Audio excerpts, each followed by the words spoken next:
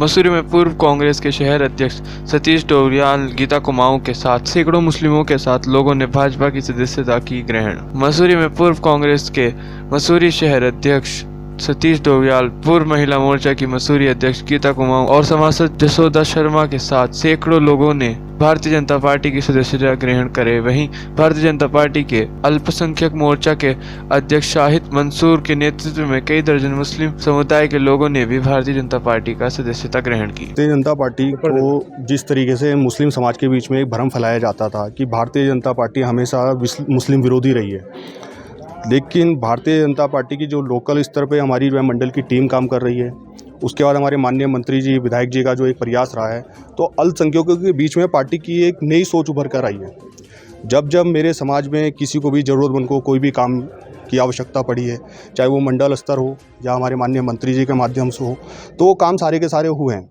और ये बोलते हैं कि एक क्षेत्र का युवा हो या प्रदेश का युवा हो, कोई भी संगठन को गठन करने में बहुत बड़ा एक सोच रखता है, कोई भी सरकार बनाने में एक बहुत बड़ी सोच रखता है। तो मैं नहीं समझता कि युवाओं से ज़्यादा सक्षम सोच किसी और की होती हो।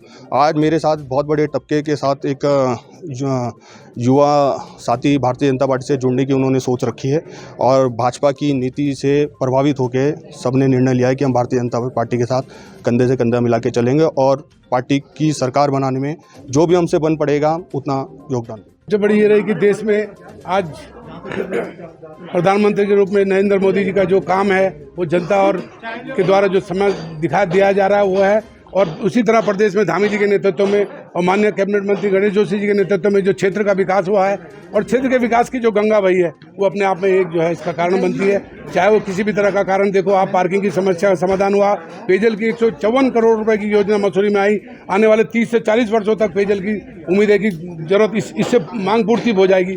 और टाउन हॉल का उद्घाटन देख लो, चारों तरफ सड़कों का जाल देख लो, स्वास्थ्य सेवाएं देखो, जहां कभी मसूरी में एक सिलेंडर किसी को नहीं मिल पाता था, आज ऑक्सीजन बैंक का गठन कर दिया गया है और एक छत के नीचे सिविल हॉस्पिटल में 20-20 डॉक्टर बैठा दिए गए हैं। आप जाएं और मसूरी सबसे बड़ी बात है कि मसूरी के सराउंडिंग में जितने 20, 25, 30 गांव हैं उन सब की नज़र मसूरी पर रहती है। जब वो गरीब जनता यहाँ आती है तो उससे चारों तरफ जो है इलाज के लिए चारों तरफ डॉक्टर मिल जाते हैं, हॉस्पिटल मिल जाते हैं। ये सब चीज़ों को देखकर, इन कामों को देखकर, अब विशेष रूप से जो कोरोना का 2 साल का कार्य माननीय गणेश जोशी के द्वारा किया गया, चाहे वो राशन बांटने का काम रहा हो, चाहे वो रेमडेसिविर इंजेक्शन बांटने का काम रहा हो, चाहे किसी भी दुख और दर्द में खड़े होने का काम जो उन्होंने जनता के सामने दिया, उससे दिल ओतप्रोत हुआ। और हम चाहते हैं कि ऐसे विधायक को पिछली बार से दुगनी तादाद से और पिछले बार से 10 गुने मार्जिन से उन्हें जिताकर विधानसभा भेजें, ताकि क्षेत्र में जो रुकी हुई योजनाएं हैं उनका लाभ अधिक से अधिक जनता को और मिल सके। देखिए, भाजपा कोई विकल्प नहीं बल्कि संकल्प है। जैसे कि मैंने बताया कि भाजपा ने लीग से हटके काम किए हैं, चाहे वो 370 हो, चाहे वो 35A हो, चाहे वो हमारे सैनिकों के लिए हो, तो भाजपा जो है वो लीग से हटके कार्य कर रही है। यही कारण है कि हमने भाजपा ज्वाइन की है। और अगर हम अपने क्षेत्र की बात करें तो क्षेत्र में भी माननीय मंत्री जी के माध्यम से बहुत ही विकास कार्य हुए हैं। स्वास्थ्य सेवाओं को लेकर कुछ लोगों का कहना है कि स्वास्थ्य सेवाएं सुचारू नहीं हो रही, तो थोड़ा समय लगता है। बिल्डिंग बन गई है, फिजिशियन आ गया है, अब गायना कॉलेजेस भी आ गई है, तो पहले से सुधार हो रहा है चीज़ों में। लॉकडाउन में जब जनता को, आम जनमानस को ज़रूरत थी, तो भाजपा सरकार द्वारा, माननीय मंत्री जी द्वारा लोगों को सहयोग किया गया, जन जन तक वो पहुँचे। तो यही कारण है। भाजपा की और भी बहुत सारी योजनाएं हैं, जैसे कि आयुष्मान कार्ड से लोग लाभ ले रहे हैं, किसी के साथ पहल योजना, सब्सिडी उनके गैस कनेक्शन से कि जो है उनके अकाउंट में डायरेक्ट आ जाती है। पेंशन पहले एक परिवार में एक ही व्यक्ति की लगती थी, अब दोनों की लग सकती है वृद्धा पेंशन में बढ़ोतरी हुई है। तो ऐसी बहुत सारी चीज़ें हैं जो आम जनमानस के लिए लाभकारी हैं।